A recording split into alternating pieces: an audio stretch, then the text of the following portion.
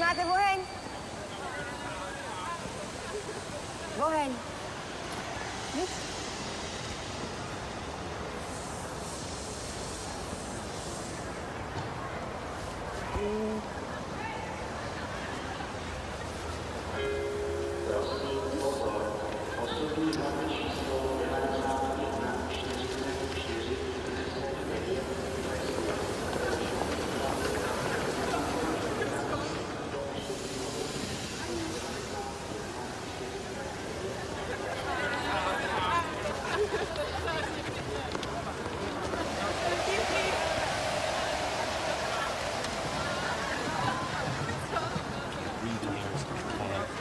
Now I got these college kids like a discotheque. Listen.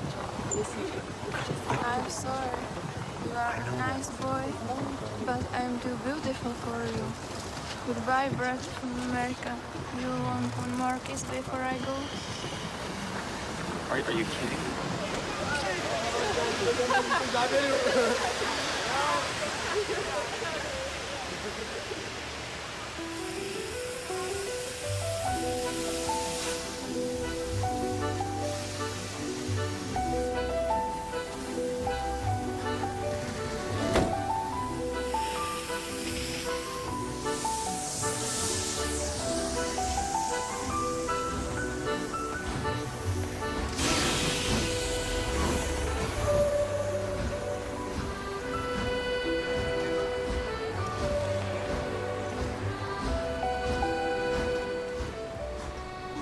I'm here tonight to tell you about a father who loved his son and a son who loved his dad. The way this story is going to unfold for you is a little bit different because I want to bring it to now. You see, a dad would go home and he would go by the school, and every now and then he would pick up his son and say, "Son, why don't you go to work with me?" The boy loved that. And when his dad would just come and pick him up, he was the happiest boy ever. He knew that he would get to spend the afternoon with his father at work, and he would get his coat and they would walk, and he would bring hot chocolate for his son for it's really cold, and they would go through. But this boy was different. This boy would see things. This boy wasn't normal. And when they were walking one afternoon going to where dad worked, this boy would notice things that other people wouldn't notice. He see things other people wouldn't see. He sees a man in a bathrobe in the middle of the street who's yelling at a second-story window. He sees a woman who's very angry at him and doesn't really want to hear what he says. This boy, as the rest of the world hustles by, he slows down. He sees the hurt and the pain. He sees the anguish and the sorrow. He sees the window close and a desperate man trying to get his will. What he did doesn't matter. That he hurting is all that matters. And this boy would see these things. His father rushes and gets him by the hand and says, "Let's go. We'll be late." He would stop and look one more time. Can I stop his pain? Can I stop her hurt? But the boy loved his father. They would go and they would catch the trolley. I think that's what you call it here. We call it a tram. Yeah, I don't know the words, but he would get on there with his dad, and the boy would just notice people. He would look, and that day, one particular, he noticed something as he got on the train. To explain something, as you can hear, there's a train coming, and I got to get through this before the train gets here. He saw a man, he saw a woman. He saw that the man seemed very happy and the woman seemed very sad, and he couldn't understand why they could be together and one be happy and the other be sad. He couldn't understand that, but the little boy knew that there was something wrong. He had this feeling, this instinct that was amazing, how he cared for other people, but he loved none other than his father. He knew his daddy loved him, and as he watched the world and their hurt and their pain, he knew that he would always have a father. But even notice this, I need you to understand as you hear this story and get involved in the life of this man and his son, I need you to notice that there's no mom. As they walked through the woods, the boy would say to his father, Dad, what will I do when I grow up? What will I get to do? Will I get a cool job like yours? How will I work? He says, I don't know, but I want to change the world. I want to do something great. I want to do something wonderful. I want to help people. I want to do something that could change the lives of anyone. I just want to be that great. I just want to do something good. And as he walked with his dad would say, son, you will be great. You will be awesome. You will change the world. Your life is going to be incredible. But there was a train coming. There's always a train coming. The train is called life. We're all on the train of life, just riding. Whether we realize the truth or not, whether we realize what's happening or not, we're all on that same train tonight. Only God has saw it fit for us to be in the same room, in the same car, for such a time as this. When they get to the edge of the train track, he could see where his father worked. You see the bridge? That's what his dad did. You see, the bridge was very, very important. Boats needed to come to the harbor to get off their goods so they could make money. But trains were coming with people going from one town to the next. Not many cars in Europe, so they couldn't use a lot of that. So many people, not enough roads, so everybody used that train to get from the town to town to get to work and to get home. And one day the train was coming by. What you have to understand is that boy loved going to work with his dad. He would stay right by the river's edge, and he would do what he loved to do the most. Let me explain that. He loved to fish. Anybody like to fish here? Oh, all the guys go, The dad looks at his boy and he says, son, now remember the rules. You got to stay right here because I can see you from the window right here. Don't get out of the sight of this window because you got to stay there so I know you're safe. Catch you something good to eat. But as you can hear, the train's coming. The father's job was cool. If I wasn't a preacher, I wouldn't mind doing that. Get to work. Get grease on you. Even if you didn't have to, you just squirt it on you like you feel like you did something. That's what I would do. There was a boat coming in the harbor. Timing is very essential.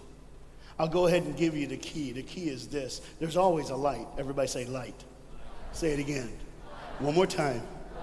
There's a light that the train conductor needs to see. If that light is green, he can go. If it's red, he must stop. You see, God has given us road signs in our life that we must read. Lines that tell us to go and lines that tell us to stop. Whether we read those and believe them or not is up to us. That's why some of you have fallen and you cannot get up. But tonight, that's why I'm here.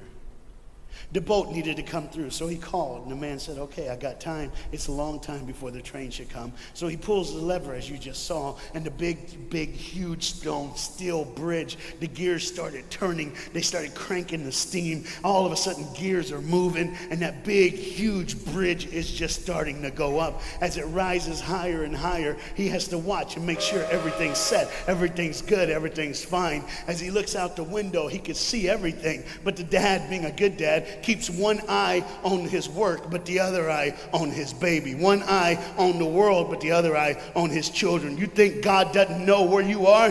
He keeps one eye on his world and one eye on his child. No matter what you've done or where you've been, it's one eye on the world, but the other eye's on you. He's watched you and he's kept you. Even though your train is coming down the track, he understands that. And even though sometimes, I don't want to get ahead of myself. See the red light? He didn't see it. So many times we don't see the red light. See, to just say the train was early. The boy can hear and see the steam. And he looks and says, Daddy, the train. Daddy, the train's early. Daddy, you got a daddy. Hey, Daddy, the train.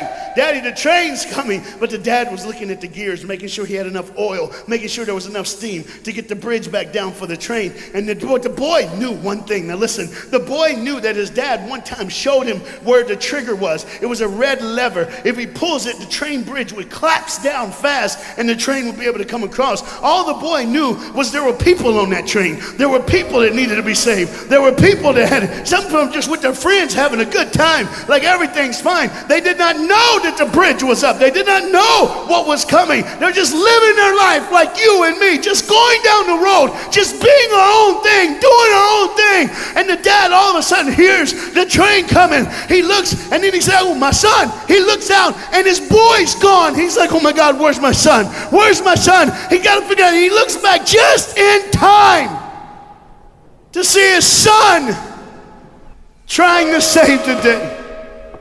All he had to do was pull that lever. He reaches in to pull it, and the boy pulls too far, and he falls in the hole. Now it's on the father. And God the Father, did you hear me? God the Father has to make a choice. It's his now. Do I save my son, or do I save the world? But they don't even know.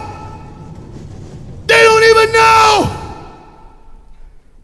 The greatest decision of his life. He could blame it on them not seeing the red light. He could blame it doesn't matter anymore. Pull the lever, save the world. Leave it up, save your son. For God so loved the world that he gave his only son.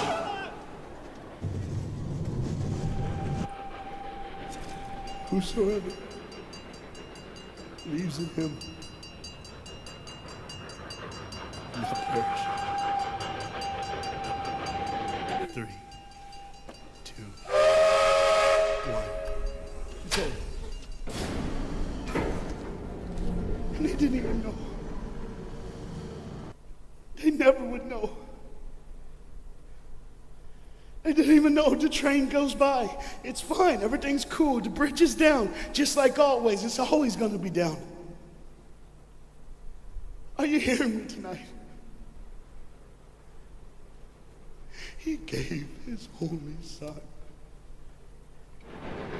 For God so loved the world that he gave. And you know what's amazing? I wonder what God did right when his son died on that cross. When he breathed his last breath, when he took that breath and he breathed and it was over.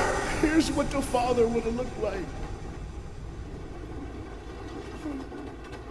They didn't even know, just trying to think of their life, just trying to figure out what they're going to do next. Just thinking about the person they're going to see, the people they're going to hang out with. Just trying to be, just loving, caring. Doesn't matter if you're blind. Doesn't matter if you're putting on a little more makeup, trying to look pretty for somebody, or just wearing another mask. It doesn't matter. God gave his son for you. What will I do when I grow up? Where will I go when I grow up? What can I change? And there was a girl in the bathroom on the train, liquefying her heroin to shoot up one more time. He died for her. He died for her. But in one moment, are you listening? In one moment, as the Bible says, everybody gets a chance. In one moment to see the look of the Father when he knows when you realize what he did for you, when you realize the sacrifice, when you realize he let his son die so that you can live, when you realize what he did, no matter what you're doing, no matter where you're at in this life, no matter what you're a part of, you gotta stop. You gotta stop. Even if it's for 1 second and think, my God, he did it for me. He did it for me. And I pray to God you drop what you're doing. Drop what you're doing. With all the pain and the hurt and the sorrow in the world, he did it for you. That's why you're so quiet. You see, the train's coming. The train's coming. Everybody has things. You have ways of I don't want to. I don't want to do that. I don't want to, but why do I keep doing it? Even Paul said, why do I do? My flesh tells me, and I do what I know is wrong, and I don't do what I know is right. You got to understand tonight, the fight is on, and we can win. We become more than conquerors through Jesus Christ. And I'm not preaching just for me. I'm preaching on behalf of you. But what you got to understand is there had to be a moment in those 3 days when Jesus died on a Friday and rose again on a Sunday. There had to be this moment. Go ahead, look at the screen. When it was just God and his baby and his son.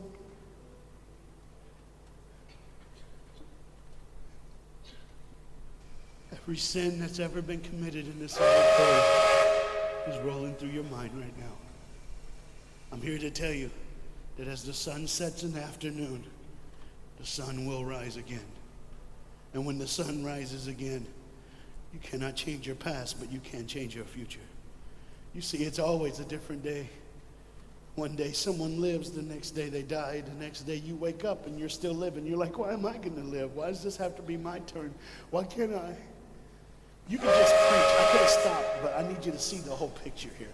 You see, because when God the Father gave his only son, when Jesus Christ breathed his last breath and he died, he did it in a way that you can never ever say, you don't know me, you don't understand me, God don't understand my pain, God don't understand my sorrow. You see, that's the very train that boy was on. That's the very train that he was on. And as this dad remembers, look real close. You see the pictures of the people? Bam, there they are. But there's somebody added in the picture, isn't it? Bam, there they are. Do you see who's added in it? In every face of every person, Jesus is in their life. Why? Because when you're the greatest sacrifice, you always end up in everyone's life, no matter where they are, who they are. He did it so that you can say he was there all the time,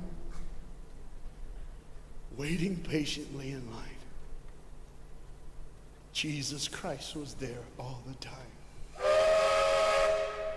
And the train keeps going. The train keeps coming. Train keeps moving. People keep living and people keep dying. And God the Father just watches it all. One eye on the world, the other eye on you. Some of you are starting to figure it out. You're like, what is he looking for? Just one girl.